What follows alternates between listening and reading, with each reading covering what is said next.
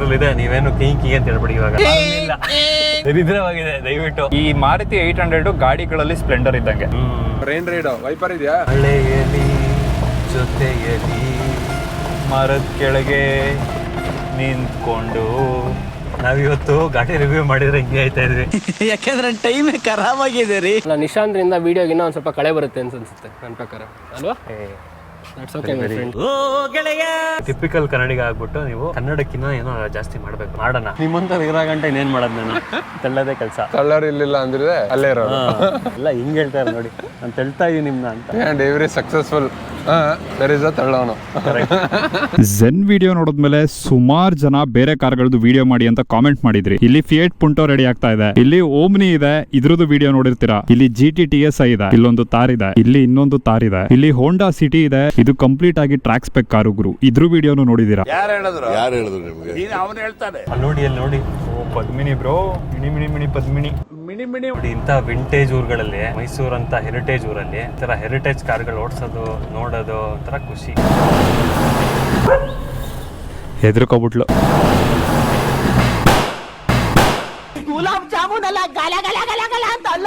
ಇದೆಲ್ಲ ಮಕ್ಕಳಾದ್ರೆ ಇದು ತಾತ ಇದ್ದಂಗೆ, ಆದ್ರೆ ಇದೆರಡರ ಮಧ್ಯೆ ಒಂದು ಅಪ್ಪ ಅಂತ ಇರುತ್ತಲ್ಲ, ಅದನ್ನ ನಾವು ಡ್ಯಾಡಿ ಆಫ್ ಇಂಡಿಯನ್ ಕಾರ್ಸ್ ಅಂತ ಕರಿತೀವಿ. ಹೊಸ ಸೆಟಪ್ ಹೆಂಗಿದೆ? ಸೆಲೆಬ್ರಿಟಿಗಳೆಲ್ಲ ಇಟ್ಕೋ ಸೆಟಪ್, ನಾನು ಇಟ್ಕೊಳಕ್ಕಾಗಲ್ವಾ? ಅದೇನ್ ಮುಹೂರ್ತ ನೋಡ್ಬೇಕು, ನೀನು ಹುಡ್ಸಿದ್ ಮುಹೂರ್ತನ. ಗೋಟಾ ಬ್ರೋ ಇದು. ವಿರಾಟ್ ಕೊಹ್ಲಿ, ರೋಹಿತ್ ಶರ್ಮಾ, ಹಾರ್ದಿಕ್ ಪಾಂಡ್ಯ, ಸೂರ್ಯಕುಮಾರ್ ಯಾದವ್. ಆದ್ರೆ ಟಿಪಿಕಲ್ ಕನ್ನಡಿಗನೇ ಇಲ್ವಲ್ಲ. ಎದೆ ಮೇಲಿದೆ ಬ್ರೋ.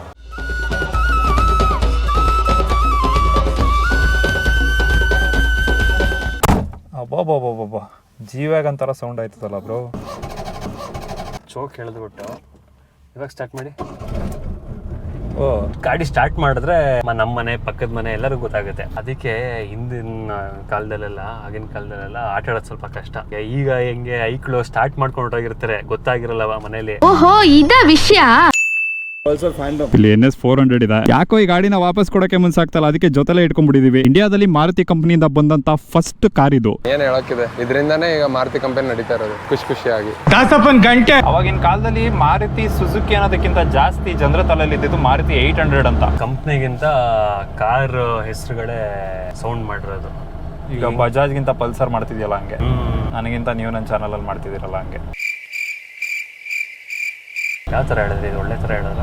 ಈ ಕಾರು ಮಾರ್ಕೆಟ್ ಅಲ್ಲಿ ಲಾಂಚ್ ಆಗಿದ್ದು ಡಿಸೆಂಬರ್ 14, 1983 ನಲ್ಲಿ. ಸಂಜಯ್ ಗಾಂಧಿ ಅವರ ಬರ್ತ್ ಆನಿವರ್ಸರಿ ಕೂಡ ಆಗಿತ್ತು. ಅದಕ್ಕೋಸ್ಕರ ಫಸ್ಟ್ 10 ಕಾರ್ನ ಯಾರು ಬುಕ್ ಮಾಡಿದ್ರು ಅವ್ರಿಗೆಲ್ಲ ಅವಾಗಿನ ಪ್ರೈಮ್ ಮಿನಿಸ್ಟರ್ ಇಂದಿರಾ ಗಾಂಧಿ ಅವರನ್ನೇ ಪರ್ಸನಲ್ ಆಗಿ ಕಾರ್ಗಳನ್ನ ಡೆಲಿವರಿ ಮಾಡಿದ್ರು. ಈಗಲೂ ಫಸ್ಟ್ ಸೇಲ್ ಆಗಿರೋ ಕಾರು ಮ್ಯೂಸಿಯಂ ಅಲ್ಲಿ ಇದೆ, ಅದ್ರ ಹೆಸರು ದಿಯಾ ಅಂತ. ಯಾಕೆಂದ್ರೆ ಅವ್ರಿಗೆ ಗೊತ್ತು ನಾವು ಸೇಲ್ ಮಾಡಿರುವಂತ ಫಸ್ಟ್ ಕಾರು ಇಂಡಿಯಾದಲ್ಲಿ ಕೊಟ್ಟಿರೋದು ಅಂತ. ಮಾರುತಿ ಕಾರ್ ಹೋಗಿದೆ ಅಂದ್ರೆ ನಮ್ ಕಾರು ತಗೊಂಡಿರ್ಬೋದು, ನನ್ ಕಾರು ಅಂತ ಅವರು ಟ್ರೀಟ್ ಮಾಡ್ತಾ ಇದ್ರು. ಇವಾಗಿಲ್ಲ, ಗಾಡಿ ಕೊಟ್ಟು ನೆಕ್ಸ್ಟ್ ಡೇ ನೀನ್ ಯಾರೋ ನಾನ್ ಯಾರೋ, ಯಾರು ಏನು ಗೊತ್ತಿಲ್ಲ. ಆತರ ನೋಡೋದಾದ್ರೆ 1986 ಇಂದ 87 ಅಲ್ಲಿ 52,500 ಕಾರ್ ಸೇಲ್ ಆಗಿದೆ. ಒಂದೇ ವರ್ಷ ಅವಾಗಿನ ಕಾಲದಲ್ಲಿ ಅಷ್ಟು ಸೇಲ್ ಆಗಿರೋದು ಮಾರುತಿ 800 ಮಾತ್ರ.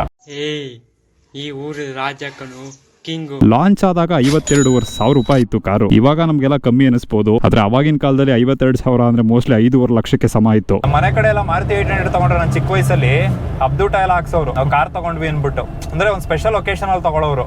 ಹಬ್ಬದ ಟೈಮ್ ಅಲ್ಲಿ, ಮದುವೆಗಳಿಗೆ ಕಾರ್ ತಗೊಳ್ಳೋದೆಲ್ಲ ಒಂಥರ ಡ್ರೀಮ್ ಅಲ್ವಾ. ಇವಾಗ ಸ್ಪೆಂಡಿಂಗ್ ಪವರ್ ಚೆನ್ನಾಗಿದೆ, ಎಲ್ಲರ ಹತ್ರನೂ ಒಂದು ಕಾರ್ ಇರುತ್ತೆ ಇವಾಗ. ಮುಂಚೆ ಹಂಗಲ್ಲ, ಊರಲ್ಲಿ ಒಬ್ಬನ ಹತ್ರ ಕಾರು, ಮನೇಲಿ ಒಂದು ಟಿವಿ, ಯಾವ್ದೋ ಒಂದು ಊರಲ್ಲಿ ಒಂದು ಟಿವಿ, ಒಂದೇ ಹೆಂಡತಿ. ಕರೆಕ್ಟ್. ಆಗ್ಬೋದು, ಆಗ್ಬಾರ್ದು ಅಂತ ಏನಾದ್ರು ರೂಲ್ ಇದೆಯಾ? ನನಗೆ ಗೊತ್ತಿರಂಗೆ ಈ ತರದ್ ಯಾವ್ದು ಗಾಡಿ ಅಂತೂ ಬರಲ್ಲ. ಮಜಾ ಹಿಂಗೆ ಬ್ರೋ. ಇದರಲ್ಲಿ 50-60 ಹೋದ್ರೆ ಒಳ್ಳೆ ಒಂದು 100+ ಹೋಗೋ ಫೀಲ್. ರಾ ಪವರ್ ಗೊತ್ತಾಗುತ್ತೆ ಈ ಕಾರ್ಲಿ.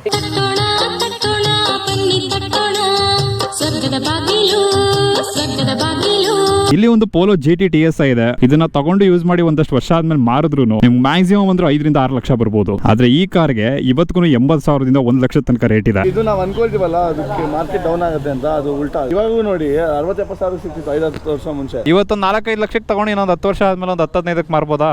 ಹೊಸ ಕಾರ್ಗಳೆಲ್ಲ ಒಂಥರ ನಮ್ಗೆ ಲಯಬಿಲಿಟಿ ಆಗುತ್ತೆ, ನಮ್ ಪಾಕೆಟ್ ಇಂದ ದುಡ್ಡು ಹೋಗುತ್ತೆ. ಆದ್ರೆ ಹಳೆ ಕಾರ್ಗಳಿದೆಯಲ್ಲ, ಇದೆಲ್ಲ ಆಸೆಟ್ ಇದ್ದಂಗೆ ಗುರು. ಸಿಂಪಲ್ ಆಗಿ ಹೇಳ್ಬೇಕು ಅಂದ್ರೆ ಇವಾಗಿನ ಜನರೇಷನ್ ಅಲ್ಲಿ ಇದು ಒಂದು ಆಸ್ತಿ ಇದ್ದಂಗೆ. ಇವಾಗಿನ ಜನರೇಷನ್ಗೂ ಅವಾಗಿನ ಜನರೇಷನ್ಗೂ ಅದೇ ಡಿಫ್ರೆನ್ಸ್. ನಾವೆಲ್ಲ ಏನು ಅಂದ್ರೆ ಒಂದು 20,000 ಎಕ್ಸ್ಟ್ರಾ ಖರ್ಚಾದ್ರೂ ಪರವಾಗಿಲ್ಲ ಅಂದ್ರೂ ಪಾರ್ಟ್ಸ್ ತರಿಸಿ ಹಳೆ ಗಾಡಿಗಳು ಮೇಂಟೈನ್ ಮಾಡ್ತೀವಿ. ಇವಾಗಿರೋರು ಹೆಂಗೆ ಒಂದು ಮೈನರ್ ಇನ್ಕನ್ವೀನಿಯನ್ಸ್ ಬಂದ್ರು ಕಾರ್ ಚೆನ್ನಾಗಿಲ್ಲ, ಗಾಡಿ ಚೆನ್ನಾಗಿಲ್ಲ ಅಂತ ಸೇಲ್ಗೆ ಹಾಕ್ಬಿಡ್ತಾರೆ. ಶೋಕಿಗೋಸ್ಕರ ಸುಮ್ಮನೆ ಗಾಡಿ ಚೇಂಜ್ ಮಾಡೋದು. ಹೌದು, ನಾನು ಅಷ್ಟು ಕಾರ್ ತಗೊಂಡೆ, ಇಷ್ಟು ಕಾರ್ ತಗೊಂಡೆ, ಅಷ್ಟಿಟ್ಟಿದ್ದೀನಿ, ಇಷ್ಟಿಟ್ಟಿದ್ದೀನಿ. 6 ತಿಂಗಳಿಗೆ ಒಂದೊಂದು ಕಾರು ಗಾಡಿಗಳು ತಂದು ನಿಲ್ಲಿಸ್ಬೋದು ಮನೆ ಮುಂದೆ, ಅದೇನು ದೊಡ್ಡ ವಿಷಯ ಅಲ್ಲ, ಬಟ್ ಒಂದು ಗಾಡಿನ ಕೊನೆ ತನಕ ಮೇಂಟೈನ್ ಮಾಡೋದಿದೆಯಲ್ಲ ಅದು ದೊಡ್ಡ ವಿಷಯ. ಆ ನನ್ನ ಮಗ ಸುತ್ತಿ ಬಳಸಿ ಎಲ್ಲಿಗೆ ಬರ್ತಾವನೆ ಅಂತ ನಂಗೆ ಗೊತ್ತು. ನಾವು ಬೇಜಾರಾಯಿತು ಅಂತ ಅಪ್ಪ ಅಮ್ಮನ್ನ ಚೇಂಜ್ ಮಾಡೋಕ್ಕಾಗಲ್ಲ, ಫ್ರೆಂಡ್ಸ್ಗಳನ್ನ ಚೇಂಜ್ ಮಾಡಲ್ಲ, ನಮ್ಮ ಹೆಂಡ್ತಿನೋ ಯಾರೋ ಇದು ಚೇಂಜ್ ಮಾಡಲ್ಲ. ಗಾಡಿಗಳು ನನಗೆ ಚೇಂಜ್ ಮಾಡ್ತೀರಾ? ತಲೆನೋವಿಲ್ದಿರೋ ಗಾಡಿಗಳು ಬ್ರೋ, ಸುಮ್ಮನೆ ನೋಡ್ತಾ ಇರುತ್ತೆ. ಪೆಟ್ರೋಲ್ ಹಾಕ್ಸ್ಕೋಬೇಕು, ಏನೊಂಥರ ಸೈಕಲ್ ಮೇಂಟೈನ್ ಮಾಡ್ದಂಗಲ್ಲ.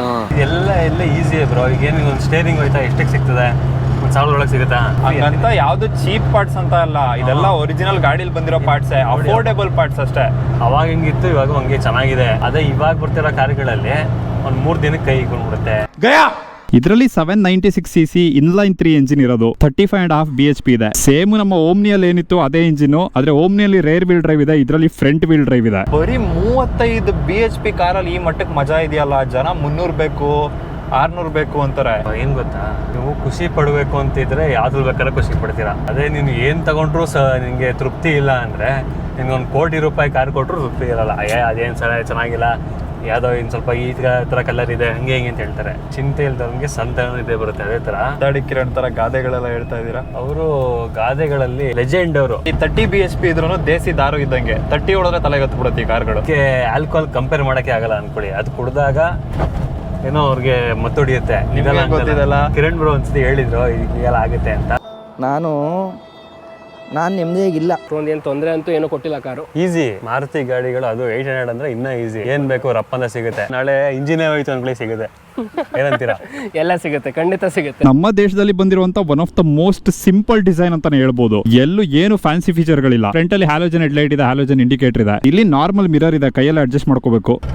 ಹೀಗೆ ಬ್ರೋ ವೈಬ್ರೇಷನ್. ರಾಯಲ್ ಎನ್ಫೀಲ್ಡ್ ಓಡಿಸಿರೋರಿಗೆ ಇದೆಲ್ಲ ಅಂಟೋದು ಇಲ್ಲ. ಕರೆಕ್ಟ್. ಬರೀ ಸ್ಟೇರಿಂಗ್ ಮಾತ್ರ ವೈಬ್ರೇಷನ್ ಆಯ್ತದೆ ಅನ್ಕೊಳ್ಳಿ.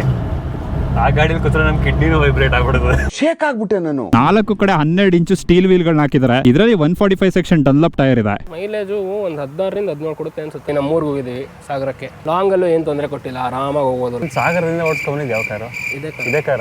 ಇಲ್ಲಿಂದ ನಿಮಗೆ ವಿಂಡ್ ಗೆ ವಾಷರ್ ಫ್ಲೂಯಿಡ್ ಬರುತ್ತೆ. ಕಾರು ಚಿಕ್ಕದಾಗಿದ್ರು ಹೆಂಗಪ್ಪ ಇದು, ಒಂದ್ ನಿಮಿಷ. ಕಾರು ಚಿಕ್ಕದಾಗಿದ್ರು ಸ್ಟೋರೇಜ್ ಸ್ಪೇಸ್ ಒಂದ್ ಮಟ್ಟಕ್ಕೆ ಇದೆ ಗುರು. ಇಲ್ಲಿ ನೋಡಬಹುದು ಹಿಂದ್ಗಡೆ ಸ್ಪೀಕರ್ ಗಳನ್ನ ಕೊಟ್ಟಿದ್ದಾರೆ. ಮೋಸ್ಟ್ಲಿ 1998 ಅಲ್ಲಿ ಇದೆ ಟಾಪ್ ಎಂಡ್ ಕಾರ್ ಅನ್ಸುತ್ತೆ. ನಾವು ಇದನ್ನ ಸೆಕೆಂಡ್ಸ್ ತಗೊಂಡಿದ್ದು 2019 ಅಲ್ಲಿ. ತಗೊಂಡಾಗ್ಲೇ ಆಲ್ರೆಡಿ ಇದು 1 ಲಕ್ಷ ಹೊಡಿತ್ತು. ಇವಾಗ ಆಲ್ಮೋಸ್ಟ್ ಮತ್ತೊಂದು 50,000 ಹೊಡಿದೆ. ಆಕ್ಚುಲಿ ಕಾರಲ್ಲಿ 5 ಜನ ಕುತ್ಕೊಂಡು ಹೋಗ್ಬೋದು, ಆದ್ರೆ ಆರಾಮಾಗಿ ಕುತ್ಕೊಂಡು ಹೋಗಕ್ಕಾಗಲ್ಲ. ಝೆನ್ಗೆ ಕಂಪೇರ್ ಮಾಡಿದ್ರೆ ಹೆಡ್ ರೂಮ್ ಸ್ವಲ್ಪ ಜಾಸ್ತಿ ಇದೆ, ಅದೇ ತರ ನೀ ರೂಮ್ ಜಾಸ್ತಿ ಇದೆ. ಸೀಟ್ ಹೆವಿ ಕಂಫರ್ಟಬಲ್ ಆಗಿದೆ. ಇನ್ಫೋಸಿಸ್ ಮೈಸೂರವರು ಎಲ್ಲೇ ಏನೇ ಮಾಡಿದ್ರು ಇವಾಗ್ಲೂ ಸುಧಾಮೂರ್ತಿ ಅವರು ಎಲ್ಲಾ ಕಡೆ ಹೋಗಿ ಮಾತಾಡೋದು ಕನ್ನಡದಲ್ಲಿ. ನಮ್ಮ ತನನ ಅವ್ರು ಬೆಳೆಸ್ತಾ ಇದಾರೆ. ಅಷ್ಟೇ ನಮ್ಗೆ ಫೇಮು ಸಕ್ಸಸ್ ಏನ್ ಸಿಕ್ಕಿದ್ರು ಯಾವ್ದು ತಲೆಗೆ ಹೋಗ್ಬಾರ್ದು ಅಂತ ಅವರ ಮೈಸೂರಲ್ಲಿ ನಾವಾಗಿತ್ಕೊಂಡು ನಾವು ಅವರೆಲ್ಲ ಒಂಥರ ಸ್ಫೂರ್ತಿ ನಮ್ಗೆ. ಒಂದು ಸರ್ಪ್ರೈಸಿಂಗ್ ವಿಷಯ ಏನು ಅಂದ್ರೆ, ಕಾರ್ ಹೊರಗಡೆಯಿಂದ ಎಷ್ಟು ಚಿಕ್ಕ ಕಾಣುತ್ತೆ, ಒಳಗಡೆಯಿಂದ ಆಕ್ಚುಲಿ ಸ್ಪೇಸ್ ಇದೆ ಗುರು. ಏನಕ್ಕೆ ಅಂದ್ರೆ ಇಲ್ಲಿರುವಂತ ಡೋರ್ ಗಳನ್ನ ನೋಡಬಹುದು, ಫುಲ್ ತೆಳ್ಳಗಿದೆ ಗುರು. ಡೋರ್ ಗಳು ಜಾಗನೇ ತಗೊಳಲ್ಲ.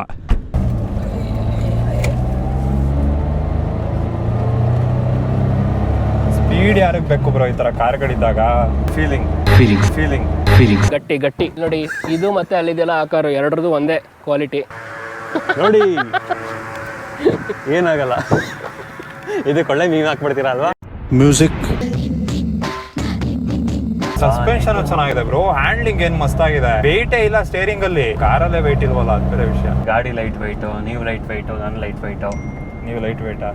ನಿಮಗಿಂತ ಅದಕ್ಕೆ ಜಾಸ್ತಿ. ಇದರಲ್ಲಿ ಒರಿಜಿನಲ್ ಮಾರುತಿ ಸ್ಟೇರಿಂಗ್ ವೀಲ್ ಇದೆ. ಇಲ್ಲಿ ಪಾರ್ಕಿಂಗ್ ಲೈಟ್ ಸ್ವಿಚ್ ಇದೆ. ಲೆಫ್ಟ್ ಅಲ್ಲಿ ವೈಪರ್ ಆನ್ ಆಫ್ ಮಾಡ್ಕೋಬಹುದು, ಸ್ಪೀಡ್ ಕಂಟ್ರೋಲ್ ಮಾಡ್ಕೋಬಹುದು. ರೈಟ್ ಅಲ್ಲಿ ಇಂಡಿಕೇಟರ್ ಹಾಕ್ಬಹುದು, ಅದೇ ತರ ಹೆಡ್ ಲೈಟ್ ಕಂಟ್ರೋಲ್ ಮಾಡ್ಕೋಬಹುದು. ಗಾಡಿ ಏನು ಆಲ್ಟ್ರೇಷನ್ ಮಾಡಿಸಿಲ್ಲ, ಅದು ತಗೊಂಡಾಗ ಹೆಂಗಿತ್ತು ಹಂಗೆ ಇದೆ. ಎಕ್ಸ್ಟ್ರಾ ಹಾಕ್ಸಿರೋದು ಅಂತ ಹೇಳಿದ್ರೆ AC ಒಂದು ಹಾಕ್ಸಿದೀವಿ. ಇದರಲ್ಲಿರೋ AC ಆಕ್ಚುಲಿ ಇಂಟ್ರೆಸ್ಟಿಂಗ್ ಆಗಿದೆ. ಇಲ್ಲಿ ನೀವು AC ಆನ್ ಮಾಡ್ಕೊಂಡು ಹೀಟ್ ಕೂಲ್ ಮಾಡ್ಕೊಳ್ಳೋಕೆ ಸೈಡ್ ಅಲ್ಲಿ ಇರೋ ಡಯಲ್ ನ ಯೂಸ್ ಮಾಡಬೇಕು. ಅದೇ ತರ ಮೋಡ್ ಚೇಂಜ್ ಮಾಡ್ಕೊಳ್ಳೋಕೆ ಒಂದು ಡಯಲ್ ಕೊಟ್ಟಿದ್ದಾರೆ. ಹೆಂಗಿದೆ ನೋಡಿ, ಒಂಥರ ನೋಡಕ್ಕೆ ಒಂಥರ ಚಂದ. AC ಆನ್ ಮಾಡ್ಕೊಂಡು ಓಡಿಸ್ತೀರಾ ಅಂತ ಹೇಳಿದ್ರೆ ಅದೊಂದು ಸ್ವಲ್ಪ ಪಿಕಪ್ ಕಮ್ಮಿ ಆಗುತ್ತೆ. ಅದು ಇದ್ರಲ್ಲಿ ಮಾತ್ರ ಅಲ್ಲ ಪ್ರಾಬ್ಲಮ್. ಮಾರುತಿ ಎಲ್ಲಾ ಕಾರಲ್ಲಿ ಅಲ್ಲ, ನಮ್ಮ ಸಾನೆಟಲ್ಲೇ ಆಗುತ್ತೆ. ಹೌದಾ? ಈಗ ನಮ್ಗೆ ಎಕ್ಸ್ಟ್ರಾ ಪವರ್ ಬೇಕು ಅಂದ್ರೆ ಏನ್ ಮಾಡ್ಬೇಕು?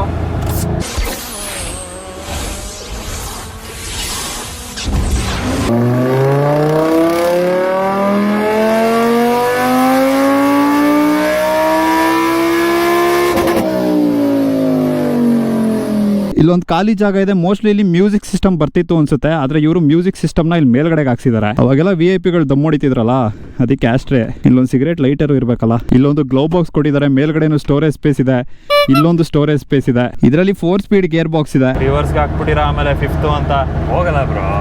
ಟ್ರೈ ಮಾಡೋದ ಹೇಳಿ ಇವಾಗಲೂ. 4 ಡೋರು 2 ಡೋರು.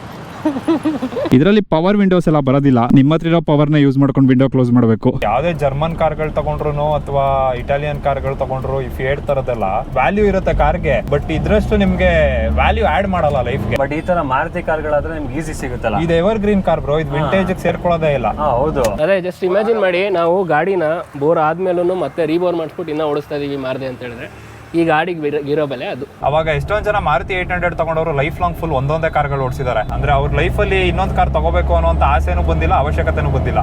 ನೀನು ಮಾತು ಏನಾರು ಕೇಳಿದ್ರೆ ಮುಂಡ ಮುಚ್ಕೊಂಡು ಹೊಡೋಗ್ತೀನಿ ಕಣಲೇ ಒಡೆ. ಇವಾಗ ಎಷ್ಟೊಂದ್ ಜನ ಹೇಳ್ತಾರಲ್ಲ, ನಾವು ಒಂದು ಡ್ರೀಮ್ ಕಾರ್ ತಗೋಬೇಕು, ಕಾರ್ ತಗೊಳ್ಳೋದು ನಮ್ ಡ್ರೀಮ್ ಅಂತ.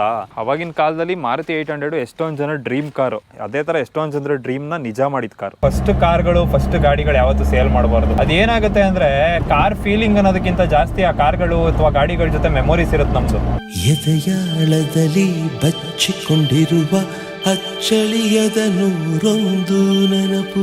ಝೆನ್ನು KA12 ರಿಜಿಸ್ಟ್ರೇಷನ್ ಇತ್ತು, ಇವತ್ತು ಮಾಡ್ತಾ ಇರುವಂತ 800 KA12 ಇದೆ. ನಮಗೂ ಮಡಿಕೇರಿಗೂ ಏನೋ ಸಂಬಂಧ ಇದೆ ಗುರು. ಒಂದು ಕೂರ್ಗಿ ಹುಡುಗಿರ್ ತರ ಎಲ್ಲ ನಾವು ತುಂಬಾ ಫಾರ್ಮಲ್ಲು ಸೊಫೆಸ್ಟಿಕೇಟೆಡ್ ಎಲ್ಲ ಇಲ್ಲ. ಹುಡುಗರು ಒಂಥರ ಜೀವಿನೇ ಬೇರೆ ಬ್ರೋ. ಅದು ಗಂಡು ಮಕ್ಕಳ ಒಂದು ಜೀವ.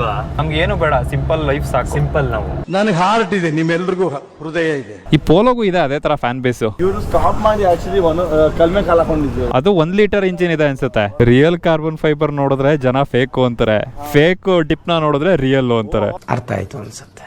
ಕಾರಲ್ಲಿ AC ಏನಕ್ಕೆ ಹಾಕ್ಸ್ಬೇಕು ಹೇಳಿ? ಗೋಪ್ರೋ ಬ್ಯಾಟ್ರಿ ಹೀಟ್ ಆದಾಗ ಶಿಸ್ತಾಗಿ ಕೂಲ್ ಮಾಡ್ಕೋಬಹುದು. ನೀವು ಹೀಟ್ ಆದಾಗ ಏನ್ ಮಾಡ್ತೀರಾ ನೀವು ಕೂಲ್ ಮಾಡ್ಕೊಳಕ್ಕೆ? ಸರ್ ಅದನ್ನ ನಾನು ಡಿಸ್ಕ್ಲೋಸ್ ಮಾಡೋಕ್ಕಾಗಲ್ಲ. ಟಿಪಿಕಲ್ ಬ್ರೋ, ನೀವು ಈ ತರ ಬೆಳೆದಿರೋದನ್ನ ನೋಡಿ ನಿಮ್ಮ ಸುತ್ತಮುತ್ತಲು ಕಾಂಟ್ರವರ್ಸಿ ಆಗ್ತಿದೆಯಲ್ಲ, ಇದ್ರ ಬಗ್ಗೆ ಏನ್ ಹೇಳ್ತೀರಾ? ಸಸಿ ಚಿಗುರೊಡೆಯುವಾಗ ತಮಟೆ ಶಬ್ದವಿಲ್ಲ, ಹಣ್ಣು ಮಾಗುವಾಗ ತುತ್ತೂರಿ ದನಿ ಇಲ್ಲ, ಬೆಳಕಿಯುವ ಸೂರ್ಯ ಚಂದ್ರರ ಸಪ್ಪಳವಿಲ್ಲ. ಮಾನವ, ನಿನ್ನ ತುಟಿಯನ್ನು ಹೊಲಿದುಕೋ.